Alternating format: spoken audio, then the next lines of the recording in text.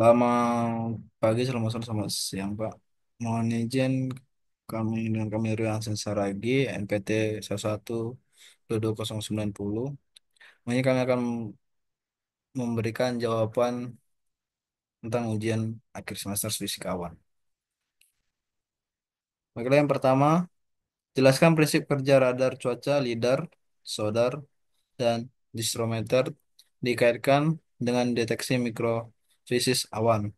Jawaban pertama adalah prinsip kerja radar cuaca, lidar, sodar, dan tiksometer. Yang pertama, radar cuaca menggunakan gelombang elektromagnetik untuk mendeteksi presipitasi dalam awan.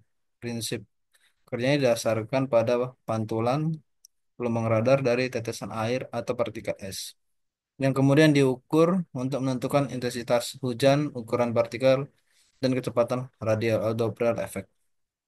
Untuk lidar atau light detection and ranging menggunakan sinar laser untuk mendeteksi partikel aerosol dan molekul udara dalam awan. Prinsip kerjanya adalah pengukuran waktu yang diperlukan oleh cahaya yang dipantulkan untuk kembali ke sensor, sehingga menghasilkan profil vertikal awan dan konsentrasi partikel. Untuk sodar atau sonic detection and ranging, gunakan gelombang suara untuk mendeteksi turbulensi atmosfer dan struktur vertikal lapisan batas atmosfer. Prinsip kerjanya adalah pengukuran pergeseran Doppler dari gelombang suara yang dipantulkan oleh fluktuasi densitas udara. Nah, selanjutnya distrometer ada alat untuk mengukur distribusi ukuran tetesan hujan. Prinsip kerjanya adalah mendeteksi kecepatan dan ukuran tetesan hujan berdasarkan energi kinetik yang dihasilkan saat tetesan menabrak permukaan aerosol. Untuk soal kedua, gambarkan dan jelaskan teori elektrifikasi thunderstorm. Itu gambar teori elektrifikasi thunderstorm di sini, yaitu elektrifikasi pada thunderstorm terjadi melalui mekanisme pertukaran muatan antar partikel-partikel dalam awan, terutama antara gravel es dan tetesan air. Proses ini prosesnya melibatkan pemindahan muatan ketika partikel gropel bertabrakan dengan partikel es kecil dalam kehadiran supercooled water. water. Selanjutnya, polaritas muatan tergantung pada suhu. Gropel biasanya bermuatan negatif, sementara partikel es kecil bermuatan positif. Pemisahan muatan, angin updraft membawa partikel bermuatan positif ke puncak, sedangkan partikel bermuatan negatif tetap di bagian tengah hingga bawah awan. Proses ini menciptakan medan listrik yang kuat sehingga dapat menyebabkan pelepasan listrik dalam bentuk kilat. Teori elektrifikasi badai Putri menjelaskan bagaimana muatan listrik terbentuk di dalam awan cumulonimbus yang menghasilkan petir. Berikut adalah poin-poin utamanya. Yang pertama, pemindahan muatan melalui tumpukan partikel, di mana di dalam awan partikel-partikel es kecil atau crystal ice dan gropel butiran es yang lebih besar bertabrakan. Kemudian ketika suhu antara -15 derajat hingga -20 derajat, gropel yang jatuh lebih cepat kehilangan elektron dan menjadi muatan negatif. Sementara partikel es kecil mendapatkan elektron dan menjadi bermuatan positif. Yang kedua, pemisahan muatan, yaitu partikel-partikel es kecil yang bermuatan positif terbawa ke bagian atas awan oleh arus naik, yaitu updraft. Kemudian gropel yang lebih berat dan bermuatan negatif terkumpul di bagian bawah awan. Yang ketiga, induksi muatan di permukaan bumi. Muatan negatif di dasar awan menyebabkan muatan positif terinduksi di permukaan tanah. Kemudian selanjutnya, pelepasan muatan atau discharge, yaitu ketika perbedaan potensial listrik antara dasar awan dan permukaan bumi atau antara bagian berbeda dalam awan menjadi cukup besar. Terjadi eh, pelepasan muatan berupa petir. Kemudian soal yang ketiga, penjelasan terkait A, koreksi terhadap teori pertumbuhan difusi tetes hujan. Yang pertama, efek kelengkungan atau kurvatur efek. Tetesan kecil memiliki tekanan uap lebih tinggi di sekitar permukaannya dibandingkan tetesan besar, sehingga memengaruhi laju pertumbuhan tetesan. Selanjutnya, efek larutan atau Solid effect. Adanya zat terlarut dalam tetesan air menurunkan tekanan uap jenuh yang memungkinkan tetesan kecil tumbuh lebih cepat dibandingkan prediksi teori awal. Yang selanjutnya, keterbatasan difusi pada tetesan besar. Ketika tetesan bertambah besar, gradien tekanan uap di sekitar tetesan menjadi lebih kecil sehingga laju pertumbuhannya melambat.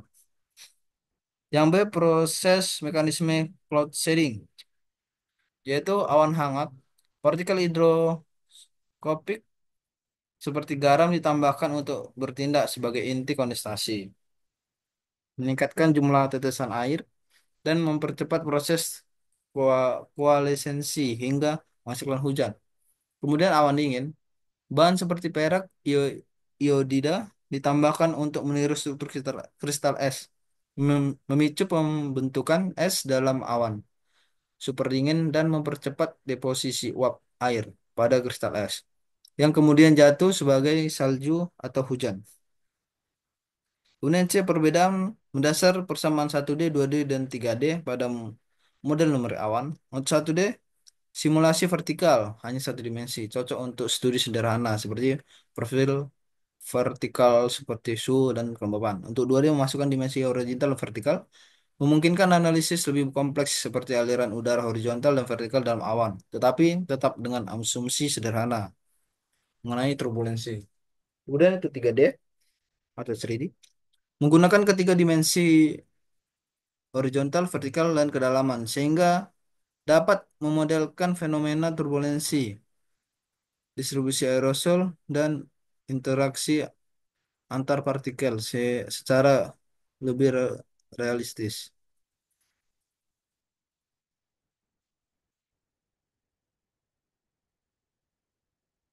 Kemudian selanjutnya,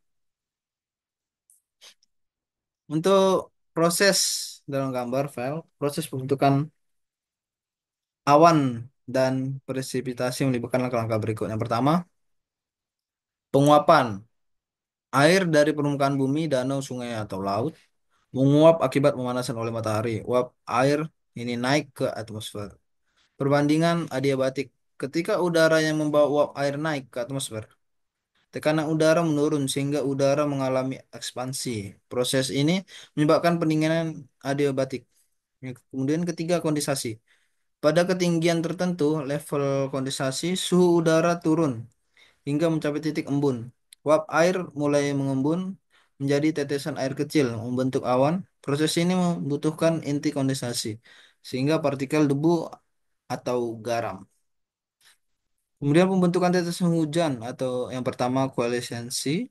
Tetesan air kecil bertabrakan dan bergabung menjadi tetesan yang lebih besar akibat turbulensi udara dan gerakan gravitasi. Deposisi pada awan dingin, uap air langsung menyublim menjadi kristal es yang kemudian bertumbuh melalui deposisi uap air dan proses bergedesmen. Yang kelima, presipitasi. Ketika tetesan air atau partikel es cukup besar dan berat, gaya gravitasi mengalahkan gaya tarik ke atas atau updraft.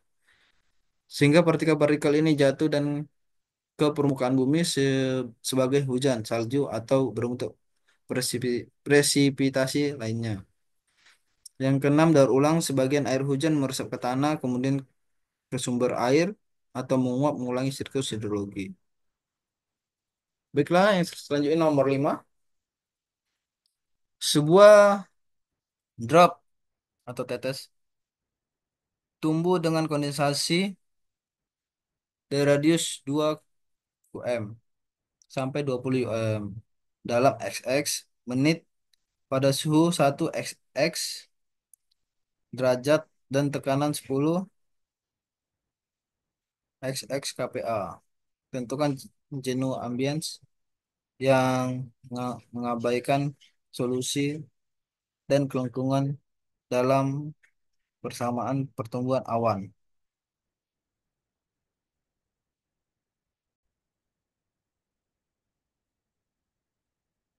dengan NPT 90 yang diganti SX-nya jadi 90. Diketahui RT-nya 20 M, RO-nya 2 M, T sama dengan 19,0 derajat Celcius, P atau tekanannya 1090 milibar. T sama dengan 90 menit diubah jadi 5400 detik. Dan log 10 dengan 2,05. Rumus untuk menghitung tekanan uap jenuh, ya, S sama dengan 6,112 dikali EXP 17,67 kali T per T tambah 243,5 dikali 100 dalam Pascal. Menghitung S atau degree, rumus yang digunakan seperti yang kita lihat. Di mana yang untuk konstansanya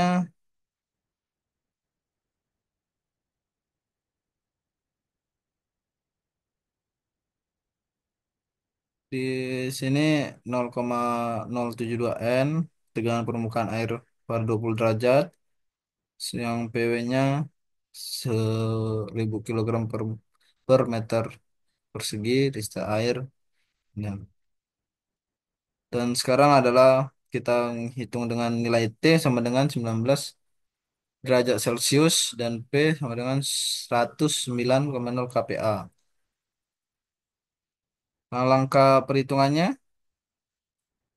konversi suhu ke Kelvin. Untuk konversi suhu ditambah 273,15 menjadi 292 Kelvin. Kita hitung ES-nya di mana 6,12 XP 17,67 kali 19 per 19 yang menjadi hasilnya 2196,01 PA. Untuk ngitung S seperti kita lihat 2 dikali 0,072 dikali 0, sekian dan menghasilkan 0,00962. Ini hasilnya menjadi 0,00962. Kemudian untuk yang keenam, yang seperti kita lihat soalnya itulah curah hujan. Jika diketahui populasi Dobret terdiri dari ukuran tunggal D yang S ini kita ganti menjadi NPT 9,0 mm dengan kecepatan jatuh U-nya menjadi 9,0 mm per sekon dan densitas Doppler 29,0 tetes per meter persegi. Gunakan dia yang diketahui D-nya 9,0 mm, kita ubah menjadi 9,0 kali 10 meter 10 pangkat min 3 meter dengan kecepatan tersebut. Nah, langkah pertama kita mengambil rumusan bola V sama dengan per 4 per 3 pi, pi R pangkat 3. Maka dengan sebuah rumusnya V sama dengan 4 per 3 pi dikali 4,5 kali 10 min 3 kali 3 menjadi 3,817 kali 10 min 7 meter persegi. Kemudian untuk rumus debit, Q sama dengan V kali N per U dikali U, di mana substitut lain Q sama dengan 3,817 kali 10 pangkat min 7 kali menjadi jawabannya 9,962 kali 10 pangkat min 5 meter ketika per sekon. Menjadi kita ambil rumus konversinya R Q sama dikali 1000 kali 3000 yang tersebut R-nya menjadi 385,65 milimeter per jam. Selanjutnya untuk nomor 7 di mana soalnya awan orografi di suatu wilayah dengan ketebalan 2 X-nya kita ganti untuk MPT yaitu MPT saya 9,0 29,0 kilometer mengandung uap air 0,90 gram per meter persegi. Sebuah tetes dengan jari-jari 0,190 milimeter pada puncak awan. Maka tentukan ukuran tetes, yang B waktu yang dibutuhkan tetes dengan diketahui K3-nya 8 kali 10 3 S1. Yang C-nya tentukan tetes bagian updraft sebesar 2 XX yang kita ganti menjadi 9,6. Di sini kita diketahui tinggi awannya 29,0 kilometer yang kita ubah ke meter, kandungan cairnya yang diubah ke kilogram. Ini tanya RB waktu dan RB-nya. Untuk penyelesaian yang pertama untuk RB, rumus yang digunakan adalah seperti ini, LC H per 4 Pi PW, di mana RB dikali akar 3 0,90 dikali 10 pangkat min 3 dikali 29,0 dikali 10 pangkat 3 dibagi 4 Pi Pi kali 1000, di mana hasilnya 78,9 milimeter. Untuk yang B, rumusnya yang kita gunakan untuk rumus kecepatan U K3 kali RB. Kita substitusi nilai U 8 kali 10 pangkat min 3 dikali 0,0789 menjadi 0,0006312 meter per sekon. Ruang waktu TH per HU. Yang dimana hasilnya menjadi 45 juta sekian detik. Yang kita konversikan menjadi jam, jadi 12,756 jam. Dan yang C kita hitung RB-nya dengan U 29,9 rumus RB U per 3 menjadi RB 0,299 dikali 8 10 3 menjadi hasilnya 37,375 meter. Jawaban akhirnya untuk yang A RB 79,9 milimeter, B-nya 12.756 jam, 37,375 milimeter. Baiklah untuk yang pertanyaan terakhir nomor 8. Tentukan ukuran dari tetesan puncak lintasan, ukuran dari tetesan ketika meninggalkan awan, waktu yang tersisa bagi droplet di awan. Jika sebuah tetes berdiameter 0,99 mm terletak di dasar awan cumulus yang memiliki konsentrasi air cair sebesar 1, kita X yang terganti 90, G updraft konstan. Gunakan sama pertumbuhan sekian. Gunakan tabel lawan Roger. Diketahui R 0, kita ganti ke meter. Ini kita ganti kilogram, ganti ke meter. Untuk penyelesaian yang A ditanya RT, RF, dan T.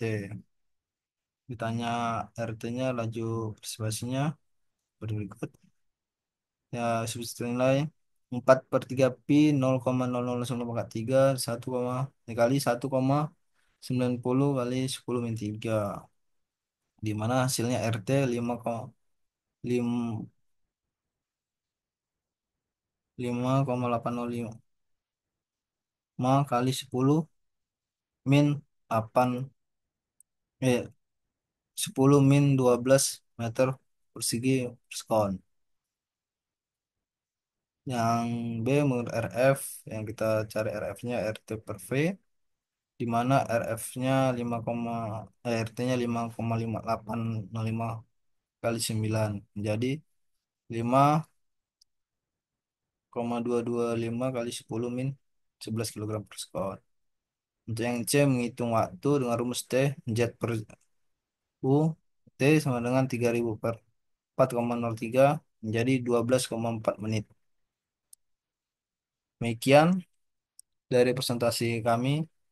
Terima kasih, Pak. Sekian dan terima kasih. Selamat siang.